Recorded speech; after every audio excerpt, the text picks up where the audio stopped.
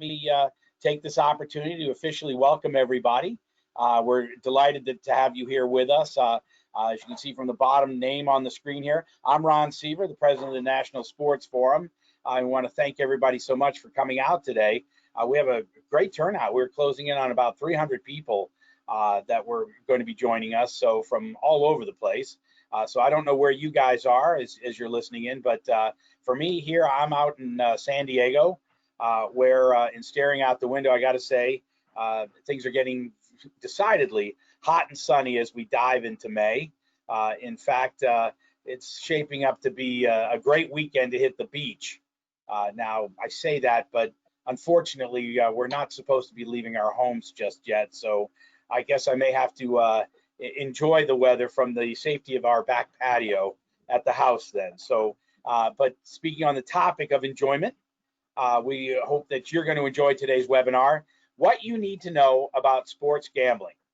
Not only is this a fascinating topic, and I'm delighted to say that we're going to be joined by one of the top minds in the sports industry, but this also may very well be the first webinar that any of us have attended in 2 months that isn't wholly focused on the current coronavirus pandemic. Nope, this one instead, we're going to tackle a topic that's been on the radar screen for a great many of us in the industry for the past year and many more, as we try to analyze where sports gaming is going, where it is right now, where it's going, and what's the impact going to be on all of us. So tackling this topic, I'm pleased to introduce you to Matt Holt. He's a gentleman also joining me on the screen here, president and founder of US Integrity. And if I might, let me say a couple words, give you a little background on Matt. He's got decades of experience in the sports wagering and integrity markets, most recently as the COO of CG Analytics, which is a Cantor Gaming affiliate. CGA set the gold standard for differentiated and successful fraud prevention and game integrity services. So Matt has developed and implemented a suite of algorithms, many of which I'm sure he'll talk about, and proprietary tools to detect game manipulation that leverage more than just line movement. So prior to CGA, Mr. Holt was the VP of Business Development at Cantor Gaming. We share something in common, aside from his love of the Bruins and my love of the Bruins, but we're both natives of New Hampshire, and he honorably served in the U.S. Air Force. Afterwards, he attended Morehead State University, obtaining a sports marketing degree before taking up residence in Las Vegas, Nevada. Now, I'm not sure, I'm just checking here, the high-speed news wire. Yep, we're supposed to be joined by Jim Kaler, so it's very possible if you're sitting in here, he'll be popping on here. But what we're going to be doing here, Jim, for those of you that don't know Jim, he's a long time, I got to say, he's one of my best friends in the industry, but he's a longtime executive director of the AECOM Center for Sports Administration at Ohio University, where he oversees the campus's MSA graduate program, as well as the operation of a center that carries forward Ohio University's pioneering tradition in sports education. Ohio University has been the leader in preparing students for careers in the sports business industry, dating back to 1966, when it founded the first academic program in sports administration. Now, this isn't in Jim's bio, but he's also spent the last 17 years with us on the steering committee of the National Sports Forum.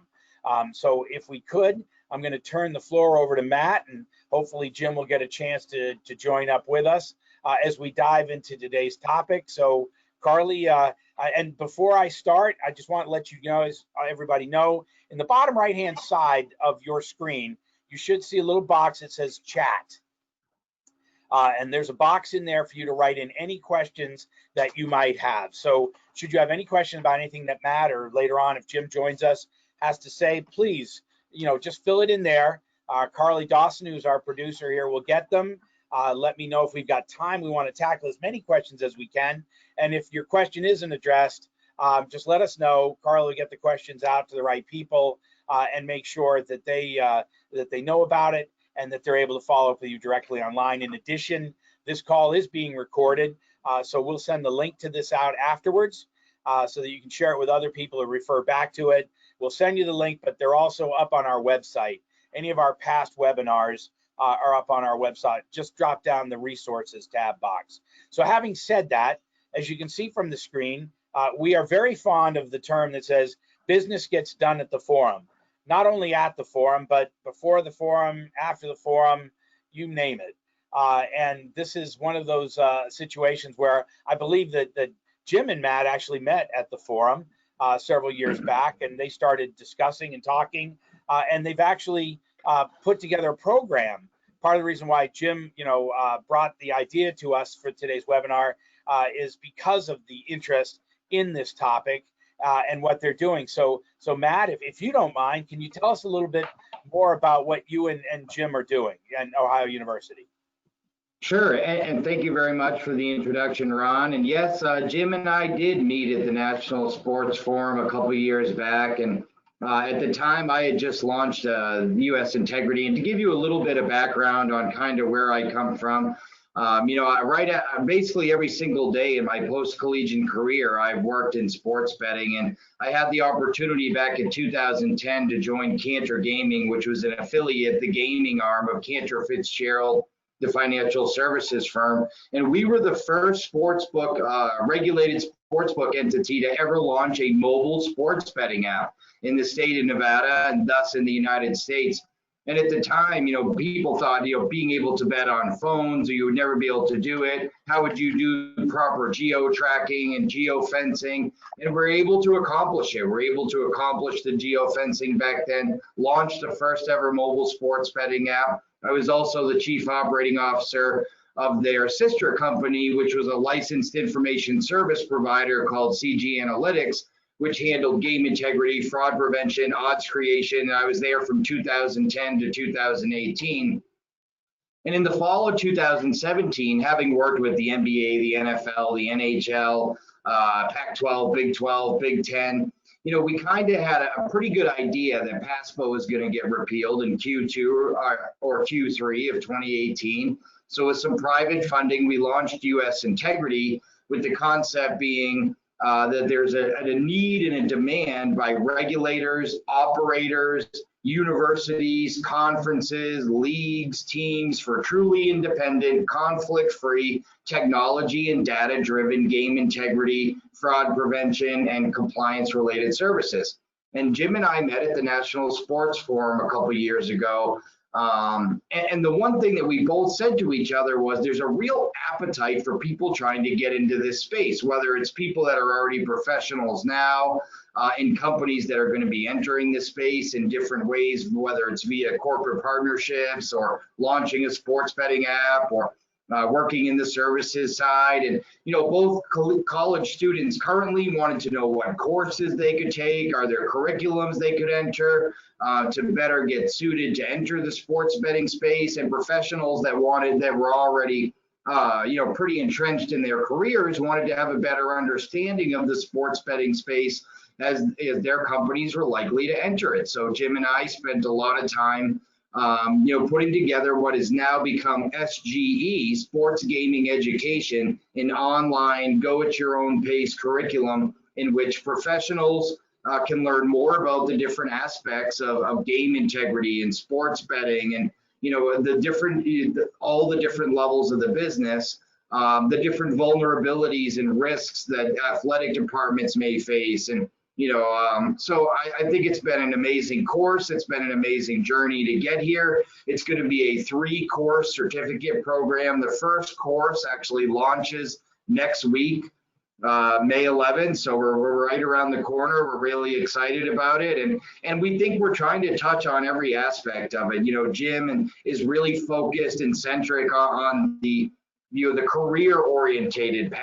How do people get involved in sports betting? What are the different avenues they could take, whether it's sports betting media, corporate partnerships, in so many different ways. And we kind of focus the US Integrity side on, game integrity, fraud prevention, best practices, risks and vulnerabilities, how to do audits, and all the different things that we can do there. And we're really excited about the product that we've been able to turn out and the opportunity we think it provides to people to get involved in sports betting. So just a quick background of what we do at US Integrity so you kind of understand and who we work with. We basically provide game integrity and fraud prevention services to the Pac-12, the SEC, the Big 12, Penn State, Pittsburgh University, the NBA, a wide variety of regulators throughout the entire country. I think we work with the actual regulators in 11 different states. And then the regulated operators like William Hill and Betfred and MGM. And, we work directly with all these folks. And what we do is we gather all of this betting data, look for any abnormalities within the wagering markets, and then also look for abnormalities correlated within the events themselves, whether it be officiating related, player or coaching related. And it covers a pretty wide array of issues, including match fixing, game manipulation. We do the most robust officiating, player and referee safety, exclusion list, who's allowed to bet, who's not, criminal versus civil acts. Because so many people get confused when something happens. Is this actually a criminal act or just a civil policy violation? Misuse of insider information. One of the biggest things that we catch all the time is, people misusing insider information to try to profit off sports betting, and whether that's criminal or just a policy violation. So there's a lot that goes into it, and there's a lot of different aspects. And suddenly, and I thought Bob Boland at Penn State put it great when we were talking one day. He said, so sports betting got thrown on your desk. What do I do now as an athletic administrator? And we try to help ease that, uncertainty of here's all the different world we live in now, the different vulnerabilities you're going to face, the different risks and how you may best assess them, the different monitoring we can do to give people the ability to monitor on their own. We basically build customizable dashboards, picture of Yahoo Finance for sports betting, where people can see what's being bet on our events. What type of markets are being offered out there? Do they have props on our quarterbacks, on our running backs? A couple of years ago, we had one that, what shoe company will Zion Williamson sign with? What are people taking bets on, and what are the risks to us, the student athletes, and as we go across? Next slide, please. Again, we talked about some of the people that we work with already, including the NBA and the SEC and Pac-12, and it's such a large bevy of things. What's interesting, one example is, in the NCAA world, no one ever announces officiating assignments. Yet there's this huge underground market for officiating assignments. Because at the end of the day, that information is so valuable. All of these referees, we establish career behavioral patterns for officials in every sport, so we understand what their normal is, whether they have bias toward home teams, away teams, underdogs, favorites. Does the home crowd get to them? Do they call a lot of fouls? Do they not call a lot of fouls? Do they throw a lot of flags in football? And how does that impact the games that they're on? And because the NCAA, for good reasons, for officiating safety reasons, never releases this information, what we tend to find is there's this underground information, underground marketplace to find it. So we help with best practices too, to make sure that this information isn't leaking. Just a wide variety of services. At the end of the day, we want consumers to know that the games that they're watching and betting on and engaged with and buying jerseys for are fair, that the betting markets are fair, similar to the financial service markets, and that the players themselves, the coaches, aren't being put in nefarious situations. So there's a lot that goes into it. Next slide, please. What does integrity look like in this space? And I think we can. Again, people always go to match fixing, and match fixing is the one that always gets all the headlines. Toledo, Northwestern, Arizona State, more recently, Brandon Johnson at San Diego University. But at the end of the day, there's a lot of issues. Misuse of insider information being the one that we catch the most. And again, that has so many implications, in terms of people are always nervous that an administrator may know a student athlete's going to be ineligible. And people want to make sure that they're not waiting to suspend a student athlete so they can take advantage of it in the betting markets, or that injury information isn't being released inappropriately, which could also be a HIPAA violation and leads to all other issues when you're disseminating people's private medical information without their consent.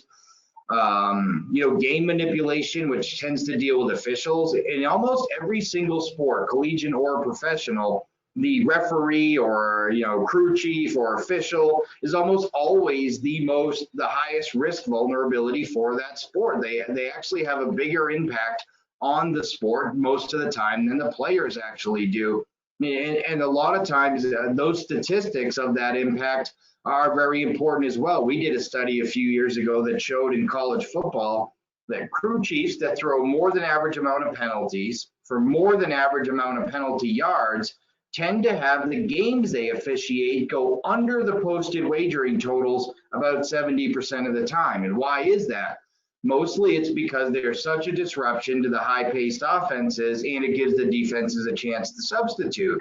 Well, having that data, if you know that a referee throws so many penalties a lot of times, just having that data that he's going to officiate the game has so much value to these professional bettors.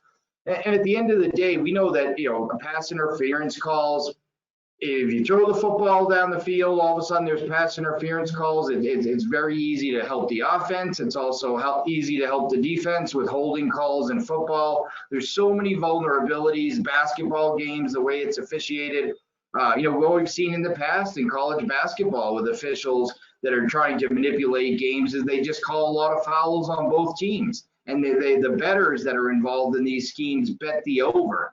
And the officials come in, they call a lot of fouls on both teams. Neither team can really complain because at least you're calling a lot both ways. And at the end of the day, they score a lot of points with the clock stopped, and we end up having a betting scandal going on, but not against one of the teams. So, there's just so much we look into in integrity. And now player safety and player wellness and player mental health is a big thing. I guess we can use the ESPN example this past season from Maceo Teague from Baylor is a really good example of a player who, Baylor's on the road. They win a game by 8 points. They're an 8.5-point favorite. He goes back to campus. He misses a couple of meaningless free throws in the waning seconds of a game, and he goes back to campus, the next day thinking, hey, we won again. We have this great long road streak. We're number one in the country. And instead, he's getting ridiculed and he's getting threats, and in some cases, death threats and threats of harm because he missed those free throws, and it cost these bettors, their money on the wagering, despite the fact that they won. And so a whole new world in terms of player health, what players are dealing with, and so many of these facilities and players now are going into classrooms with 21-year-old people who are legally making bets in these states. It's something they probably didn't have to deal with as much before. And it's a mental health and safety issue. We want to make sure that someone's not waiting outside the arena, waiting outside a team hotel who's made threats to one of these student athletes because they didn't cover a point spread. So it's a pretty wide array of issues that we deal with, from the integrity space as well. Next slide, please. So how big of a business will legalized sports gambling be in 3 years? So let's use last year's numbers as examples. So we did about $20 billion as a nation last year. We're expected to do about $100 to $150 billion wagered in the United States this year. Obviously, COVID had a massive effect on it, and those numbers are likely to be down.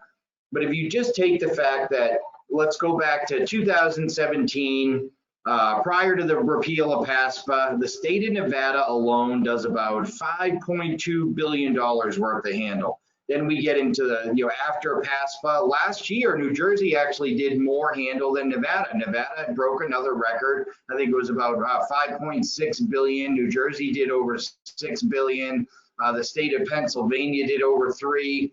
So when we look at the numbers on how fast sports betting is growing in these states, it's absolutely unbelievable. So if we look, with 20 states this year taking bets, if we could get to, if the number was expected to be between, 120 to probably $160 billion, if we get to 30 states and these states' markets start to mature a little bit, it's very likely that we could see numbers in the 250 to $300 billion range within 3 years, I think. Hey, Matt, Jim Kaler, can you hear me? Hey, there he is. How you doing, Jim? Oh, our university email system decided to go out at the wrong time. So when you get to my slides, you won't be able to see my face right now, but you can simply throw those questions my way. But you're doing a great job, and sorry I'm late. Yeah, no problem at all. Great to have you on. I think that was good timing, Jim. I think you're the next slide. There you go. Well, Matt, you throw the question, and I'll run with it. So what do teams need to know about sponsorships in the sports gaming category? Number one, it probably will end up being your most valuable category. Number two, do not go into an exclusive arrangement. So if you want to look at best practices, follow the teams in New Jersey's. The NHL team there has done a great job. They were quoted in the Sports Business Journal as saying they think, Hugh Weber, that it eventually could become a $5 million a year category. But if you're in a state that hasn't legalized sports gambling yet, do everything within your power to run games of chance, because your database is what, and Matt could attest to this, your database is what William Hill is going to want to have access to if you end up doing a deal with them. So as states come on board, I would pay very close attention to what companies are getting involved, and you can only pray that when it does get legalized in your state, that there'll be no holdups with mobile sports gambling. I know, Matt, you might be able to talk about this. New York, when they first launched, they weren't going to go mobile. It was only at the casinos, but mobile is where it's at, and these companies are going to want to partner with you. And I thought you brought up a great, oh, sorry, go ahead. I was going to say, Jim, you mentioned games of chance. Can you be a little bit more specific? You said, hey, if you're not doing this yet, you should be starting games of chance. Can you give us a little more background on what you mean there? Sure, my bad. And then a good company to check out that I know the guy that runs is called Excite. But imagine that your favorite team is giving you a chance to guess on who the star player of the night is going to be. You could either do it in arena through your cell phone or sitting at home. But once you start to build that database out, you are pre-educating your fans on the excitement of gambling. Right now, they might only be able to win an autographed jersey or a hat, but games of chance are out there, and there's a lot of ways to get it going. Major League Baseball, Ron, when I go to a Padres game, I can play ballpark bingo. I can pick my top 3 players against your top 3. There's a scoring system, and on my way out of the ballpark, I can stop by the Padres reward system. So that database that the Padres are building out with people that like playing what I would call a game of chance, where they're not really gambling, that's your core audience, and you want to build that up as big as you can. Excellent. I thought that was a great point, Jim, on building the database. And I thought a perfect example of how we saw a lot of sports books and people utilizing that very recently was the NFL draft. When we looked at numbers of wagering on the NFL draft, what we saw was that wagering handle, the number of dollars wagered on the NFL draft, was about 5 times greater this year than it was last year in states that carried it. But when we looked at the number of bets, it was as high as 20 or 30 times more, because they weren't taking big bets in a lot of cases. These operators and a lot of these companies were just trying to use it as a way to drive engagement, drive signups, and build that database. And you're absolutely right. Building that database is such a key to these corporate partnerships and sponsorships right now. All right, you want to go to the next slide? Sure. I think COVID-19 is going to amplify this, but we are so starving for television programming right now that as sports rolls back, we're going to see it on TV before we see live audiences. And I think what gambling does for TV ratings, the NFL is the best example. I like to share with my students that TV ratings are measured in 15-minute increments. So if you have a $10 bet on the Cleveland Browns and they're getting blown out, but you're not watching to see if they win, you're watching to see if they cover the line.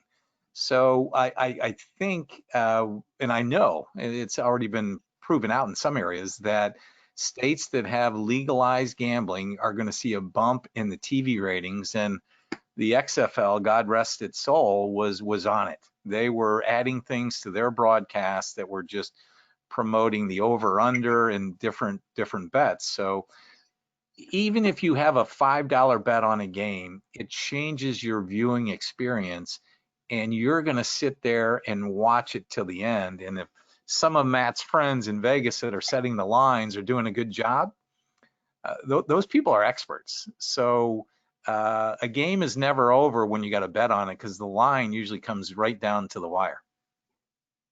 And I thought one of the points you brought up here, Jim, that was great. And with the expansion of in-play betting now, there's so many little micro bets that you can make throughout the entirety of a game that keep people engaged. And we've seen studies all over the place that say people that place a bet that have some stake on the game, regardless of what level of stake, $5, 500, 5,000, regardless of level of stake, people that have a stake on the game are 75% more likely to watch the game than somebody who doesn't. So we know sports betting drives engagement. So I certainly think that it's a huge tool for TV ratings in sports.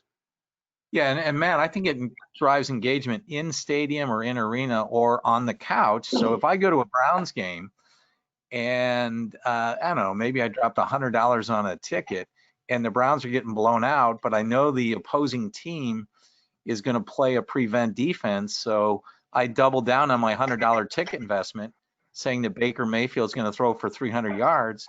All of a sudden, I got a new game to watch, and that just is what will drive this industry. Absolutely. And what we also know is that people that have a positive experience wagering on a game, even if it's small stakes, it makes the event more exciting for them. Suddenly, they have a better likelihood of them becoming fans, of them attending more games later, and of them buying merchandise. So a lot of engagement tools correlated with sports betting. Cool. All right, next slide. Matt, this one's coming back to you, and I kind of pulled some of this info from your website, but clients are dedicated to preventing and reducing unethical and or illegal sports betting activities in their own organizations and leagues. So the slide I had was, God rest his soul, David Stern and Tim Donaghy. Leagues have got to be working with folks like yourself to monitor and stay on top of this, so they can't lose the confidence of their fans. Heaven forbid that fixing ever would become prevalent at the league level, I mean, between the TV rights and, as we talk about sports betting driving engagement, it has to be that the consumers feel confident that these games are on the up and up and that they're being played with the highest level of integrity. And there's so much on the line, including these massive corporate partnerships. What we're seeing at the professional level now, and eventually we will at the collegiate level as well, is massive corporate partnerships between professional sports leagues, teams, and arenas, and the sports betting operators and casinos. And the only way those corporate partnerships work is if there's a really good monitoring firm in the middle, making sure people aren't doing things that they shouldn't. Players betting when they shouldn't, game manipulation, match fixing. And it ranges the whole gambit on how serious it is. We saw last year a player in the NFL from the Arizona Cardinals signed up for a betting account at Caesars and wrote as his profession, professional sports player, where everyone was able to catch him right away, reported to the Nevada Gaming Control Board, who reported it to the NFL, who acted promptly and immediately. And that player, because he was on the IR, thought it was okay. But there's so many rules and understandings and exclusions lists and who can bet and and who has access to information. And it is so important that all of this stays on the up and up. And I think the leagues have done a great job of really embracing the fact that they need outside assistance to be able to do all this monitoring. And we're proud to be working with most of the professional and collegiate sports leagues. All right, let's go next slide.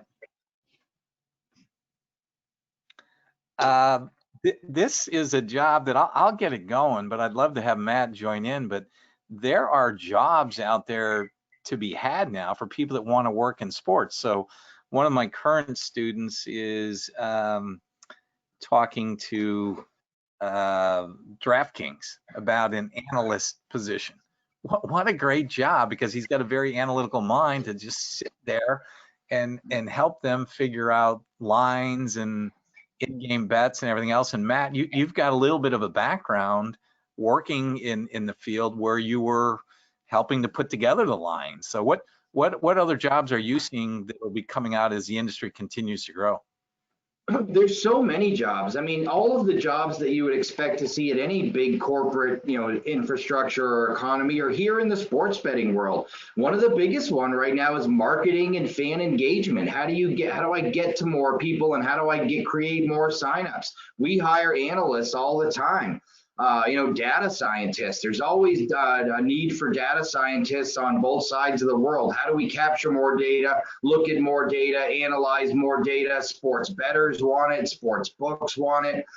So there's so many jobs right now available, whether it's legal, compliance, marketing, in the sports betting world right now. Then now's the time, because as it grows, there's just not that many people with a background in sports betting. So we're seeing people transition from other careers more than ever right now into the sports betting field with their expertise. All right, let's go next slide. Matt, and maybe you touched on this, but I thought as I was putting these slides together, people would be curious on not on the education, we'll talk about that in a second, but the intelligence and the monitoring and the investigation. How does all of that work? Yeah, so at the end of the day, one of the key components for us, because we're conflict free, we don't do anything except game integrity. We don't make bets, create bets, make odds, manage risk, is that we're able to acquire real betting data, anonymized level bet data. So William Hill, one of our clients, we see every single bet made at William Hill running through the system on an anonymized level, no player names, no account identifiers. And without being able to see the bets being placed, you don't really understand what's happening in a marketplace. Lines move a lot of times just because people want to remain within a market, norm. So the ability to get the best data that there is, the actual bets being placed, and then work with the people who have that authority to, issue subpoenas and do the real investigation. So we work with gaming control boards in 11 different states. We work with the FBI so that if our system and its algorithms flag an event as suspicious, and then our analysts come in, investigate the game, and we determine that it warrants further review, that we're able to go to the local gaming control boards or the FBI, and then they can take it further if it's going to be a criminal investigation and look into people's finances and issue subpoenas when necessary. So at the end of the day, it's really important that we have the buy-in from all sides, that league, university, conference side, the regulator side in the middle, and then the operator / sportsbook side on the other end, all cooperating, all sharing data, and then having the best algorithms in the system to flag things. And then we have a lot of expertise here in the domain. Domain expertise means a lot. And, that's basically how we do it from the intelligence monitoring and investigation side. And just a quick example, if Ron Seaver in San Diego starts throwing down some unusually large bets, and you've never seen Ron appear before, but you find out that his next door neighbor is the trainer for the San Diego Padres, people will try to infiltrate the system in all kinds of different ways, correct? Absolutely, in so many different ways, and certainly we would be looking into Ron then. All right, thanks for the heads up on that, guys. I appreciate that. Yeah. All right, let's go to the next slide. And I don't know, I'm late to the party, but I don't know how much you might have touched on this, Ron, but thank you, because if you didn't have the forum in Las Vegas back in 2019, I never would have met Matt. Our students would have never heard him talk about sports gambling, and we wouldn't be putting this course together that we're getting ready to roll out. So if we can go to the next slide. One of the things that we thought was important, and thanks to Matt Holt and company, is that he brings an unbelievable amount of expertise to the course, but there's other people in the industry. And I said, you know, Matt, we should try to get this woman, Sarah Slane, involved with the course. She has her undergrad degree in communications from Ohio University, and she was in the SBJ's 40 under 40 a year ago. And Matt quickly said, oh yeah, she's on our advisory board. So Sarah is one of the instructors, and we're awful lucky to have her. Matt, you want to say anything else about Sarah? Yeah, Sarah's amazing. I had an opportunity to meet her when she ran the American Gaming Association Sports Betting Task Force, and what an amazing woman. What a, you talk about domain expertise. Sarah Slane has it on both the gaming and the sports betting side, and we're so fortunate to have her as part of our advisory board, and she's been such an important part of our growth as a company, and she's such an important part of what she brings to this course, because she is the most sought after now independent consultant, I think, in all of sports betting. Gotcha. Let's go to the next slide. One other expert that I had the pleasure of meeting when we were taping content on campus is Carl, and Carl is somebody that you really don't want to get to know because he might be one of the top. No, Carl's great. No, but he might be one of the top investigators out there. So when people get on to something, you gotta go to somebody that knows how to look under the hood and see what's going on. And Carl is certainly an expert. A little bit more about Carl, Matt. Yeah, so Carl is the former chief enforcement officer of the Nevada Gaming Control Board, and basically they have the same authority as a police officer, where they can issue subpoenas, they can make arrests, but basically any crime that involves gambling, for the most part, is handled in Nevada by the Nevada Gaming Control Board, and that's true of many gaming control boards across the country. And just think of how many casinos Carl had to deal with here in Nevada. And in my time at Cantor, and there's an unbelievable amount of regulation in the gaming space.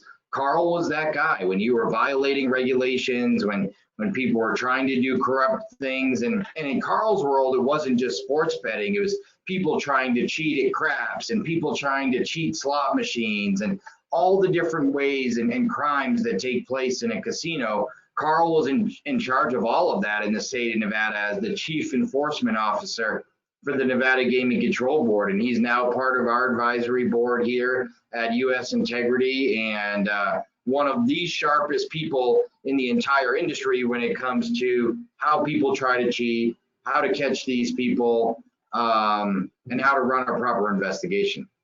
Cool. All right, I know we're getting close to questions, so next slide. So really what we've created is an executive online course where somebody can get a certificate in sports gambling awareness. And as we looked at the landscape, the group that we think needs the training the most are college athletic administrators, because I asked Matt when he was on campus, I said, what sport is most suspect to point shaving? And he didn't even hesitate. Next thing you know, college basketball just flowed right off the tip of his tongue. So as more and more states are becoming legal, I think athletic directors, compliance people are not well equipped, and we hope that this course can really bring them up to speed and give them some great content and an awareness of what they need to know. Now, we designed it thinking of college athletic administrators. When we started putting out the press release on it, Ron, I got a call from Ted Baugh with the Indians, and he said, hey, I'm going to be the sports gambling expert for the tribe because of the sponsorships, but I better take this class. So I got a little bit better of a feel for what's going on. I said, well, sure, Ted, we'd love to have you, but we're also getting interest from people from the different gaming commissions and the casinos and the lawyers that are tied to it. And it wouldn't surprise me if some people on the finance and the banking industry don't end up jumping on this course. It'll go live next week. So we're right now, if you go to that website, sportsgamblingeducation.com, you can get some background information and some newsletters. Let's go to the next slide. Just Okay. curious about that, Jim. You say it goes not live next week. Would you be able to jump on, say, in 2 or 3 weeks? I mean, will you be able to backfill your education if you can't start next week? Yeah, so it's Ron, in the industry of academia, we call it asynchronous learning. So when Ron starts, he could start on a different day than Matt, and you do it at your leisure. Now, if you enroll in the course and we see that you're not active, our customer service team is going to reach out to you and say, hey, Ron, everything going okay? And some people will fly through the course just to put it on their resume, but I'm hoping more and more people really dig in deep and get the most out of it, because it is a differentiator on your resume in a lot of these positions now. If you can, say, hey, listen, I understand the lingo and I understand how it works. I understand the advantages to our sponsorships and, game enhancement and all that. So it's going to be a big part of our industry. Well, I think you touched on it, like with Ted's call to you. As more and more teams are coming online, they're all, they're going to start departments. They're going to start, really ramping up and ramping into this from the sponsorship side, as well as ticket sales and just obviously game execution. And then the first question is, well, where do we go to learn it? Yep. Other than just making a bet on the Super Bowl, that's about the level of my experience here. So I think this is the kind of thing that's going to be very appropriate. Yeah. And it's not something you're going to get a master's degree in today, maybe 20 years from now. And there are some programs out there to do it, but we really thought that just some simple executive online education with the experts that we were able to pull together was the way to go. And we're very fortunate. The third party that we have along with Matt and myself is a production company out of Columbus called Ciena. And when you see their level of production work, you'd think it was ESPN coming in to film everything. So let's go to the next question. These are just some of the topics that will be in the first course. So Ron, if you got any questions on that, I think Matt covered a lot of them, but there's a lot that goes into sports gambling and understanding. It's more than understanding the over and the under, I like the last one, the sponsorship implications, media and sponsorship implications. I think that's going to be fascinating as well, because we want to be able to draw our partners in on this as well to the level that they want to get involved. But like you said, right. Fans interacting is what sponsors are all about, and they want to be a part of that conversation.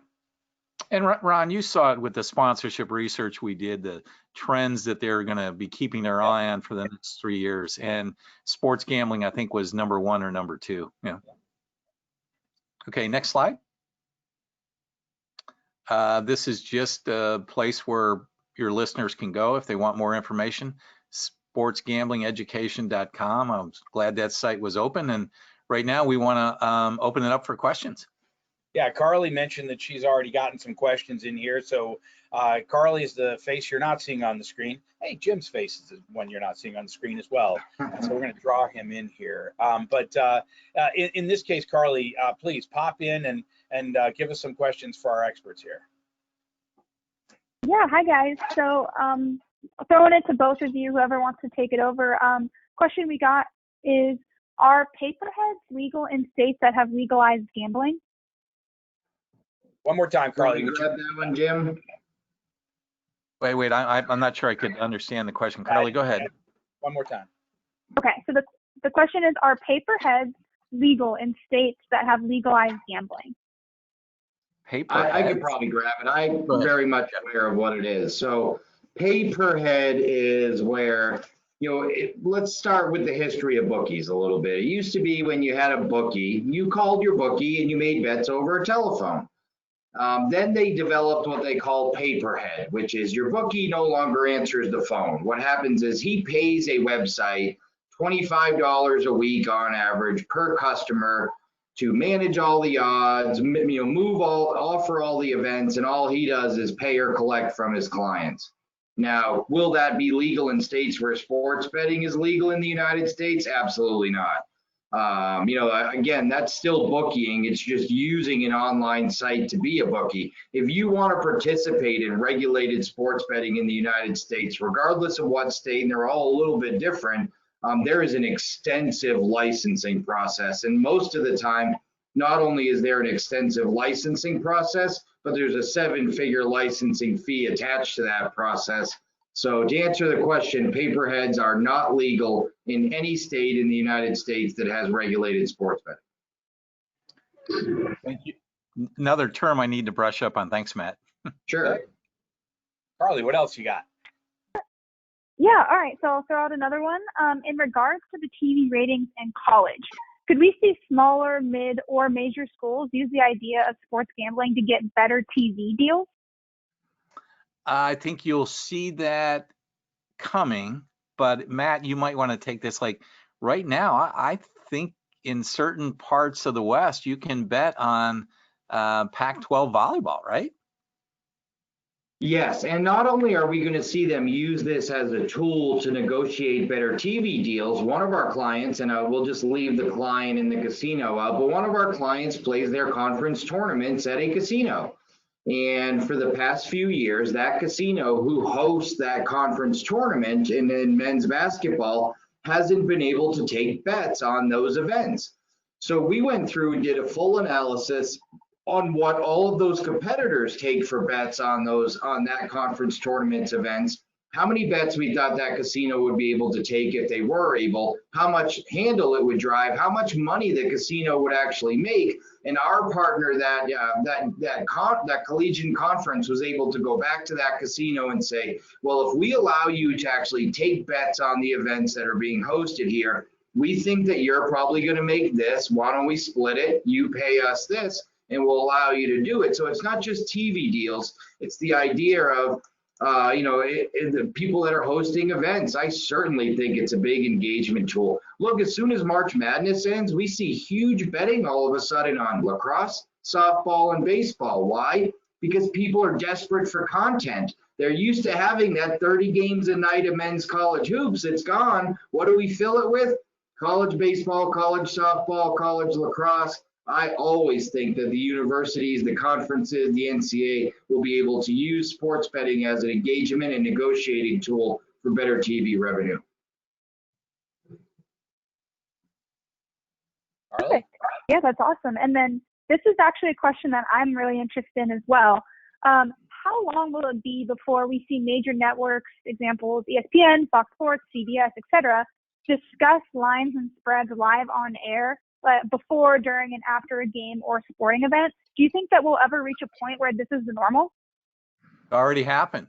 If you go back and look at the archives of the XFL broadcast, they by far, in my opinion, were the most aggressive. But now it's going to be easy for Fox, and I think they're already talking about it or doing this, Matt, where there's a broadcast for the gamblers and there's a regular broadcast. So if you go over to the other cable station, and they'll be talking about where the over-under stands and all these other prop bets. So, Matt, you're a little bit closer to watching that part of the business, but what are you seeing?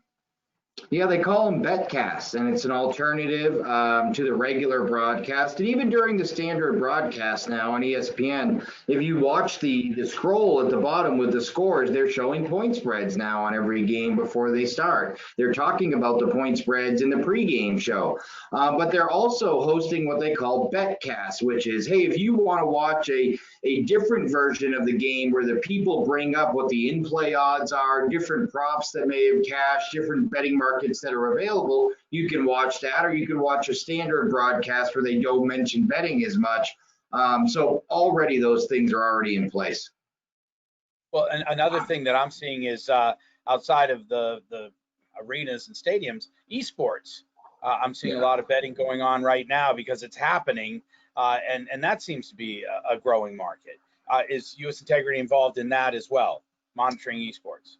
So we're not right now. We're very much aware of it. The problem is there's very few regulated sportsbook operators in the United States that take bets on esports. Esports is a great unicorn right now in that it gets huge participation numbers, and massive amount of people play it, but they don't actually bet on it. And many of the participants that play on these leagues and teams aren't of legal wagering age anyway. When I worked at Cantor, we hosted the FIFA and the Madden championships at the Venetian in Palazzo, and which were huge events. We had all, thousands of people come, but they were literally bringing bag lunches in, 17-year-old kids, and then they're 17, so they can't gamble, they can't drink, they're not able to take advantage of those opportunities. They didn't tend to go to the shops or the restaurants, and it's still that merger of gaming and esports isn't 100% there yet, but participation numbers are huge.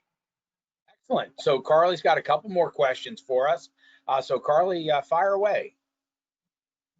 All right, so question for you guys. How do you see fanless sports events utilizing sports gambling in arena for those states where sports gambling is legal?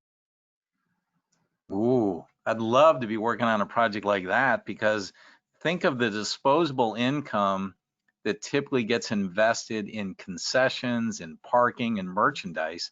Now I can take that same money, sit on my couch with a cold Budweiser on, and listen, gambling is something that people have to make individual decisions on. But my son always told me, look, if you're just gambling your pizza money, you're going to enjoy it. And you know what? He's right. And I feel sorry for the people that end up losing their mortgage on it. And there's another profession out there, people that help folks like that, because at some levels it can be addicting. But I think what a wonderful time if I'm in the sports gambling business to try to get people on the couch more engaged with online bets. Yeah. And then Carly, you have another one? Perfect. Yeah, we'll throw two more out there for you guys. So the first one, I believe, and please correct me if I'm wrong, but there are a total of 18 states with legal sports betting operations. 3 states currently permits online betting. With the pandemic, what are your thoughts of the remaining states following suit online and mobile betting? So I think right now, the only state that I'm aware of that doesn't take mobile betting, I think is Mississippi, right? Or New York as well right now. So look, everyone wants to have mobile sports betting, but there's also some challenges. What we've seen in sports betting is states start passing regulation, and I think all the states have done a great job, is you pass regulation that benefits your constituents. So in the state of Mississippi, which is very brick and mortar casino driven, they didn't want mobile sports betting because they passed it to help drive that casino economy. And that means getting people into those brick and mortar casinos. And that's sort of the Nevada angle as well, as you could bet on a mobile device, but you have to come into the casino one time, show your ID in person when you sign up for that account. At least the casino gets one shot to market to you. And then in a state like Tennessee, where there are no casinos, it's 100% online because they don't have that casino industry. So I think most of the time when we see regulations being put into place, it's not always about revenue or consumer demands as much as is what do we think is best for the constituents of our state to create jobs and drive taxable revenue. Last question, Carly. And then, yeah, we'll end with this one. So right now we're seeing a lot of promotions for sports books that read, join now and get $100 to bet on free on other marketing along those lines. Could we see teams promoting books in that way, where you hear use code Browns15 on Sportsbook A to get $100 free to bet on the Browns only? Thoughts on what sponsorship and marketing may look like from teams? Matt, if I let me take a quick shot at this. When the Browns did a deal with DraftKings, this goes back, 4 years ago, outside the stadium, they were giving people $100 concession voucher if they would open an account on DraftKings. So that these companies are willing to invest. And this was before it was legalized. So DraftKings just wanted you playing their free games and their money games of chance, and they were giving you $100 worth of concessions. So they know that if they do a good job of servicing you, that is a smart investment on their part to buy your concessions for a day. I agree. I think we're going to see lots of really creative, pointed sponsorships and promotions between leagues, teams, and the sports books. But at the same time, sponsors are going to have to be careful, because all it's going to take is one or two, bad actors, bad performances in this vertical to really cast a dim light. And as a sponsor, I don't want to be associated with that. So all the more reason why we need to keep it clean. We need to keep it monitored, policed, and stay on top of it. 100%. So, but thank you. Just a great topic. And I know as I'm looking at the clock, we're running out of time. It always goes way too fast. But certainly my thanks to Matt and to Jim Kaler for joining us today on a fascinating topic. And I'm sure we'll do more of this going down the road, because this is very much on the top, as Jim said, in our corporate survey. It was one or two, first or second most interesting topic that our sponsors wanted to be, kept apprised of, as far as where this might give them opportunities with their respective partners, the rights holders. So in a case like this, if you have other questions, by all means, please, I think we tried to get to most of them today, but let us know, particularly if it's specifically aimed towards Matt or Jim, or if you want to know more about the online degree program that Jim mentioned is starting up next week, then by all means, reach out to him. And Jim, I think we had a URL up here. If Carly can find it, I think it was towards the tail end where they can go to get more information on it. I'm throwing her a curveball here. She powers just right at the end, Carly. Sports gambling education. Right there it is. There it is. So down at the bottom there, if you want to get more information about it. But certainly our thanks to both of you individuals. Just a terrific topic, and it's nice to talk about something other than the pandemic necessarily right now, because this too will pass.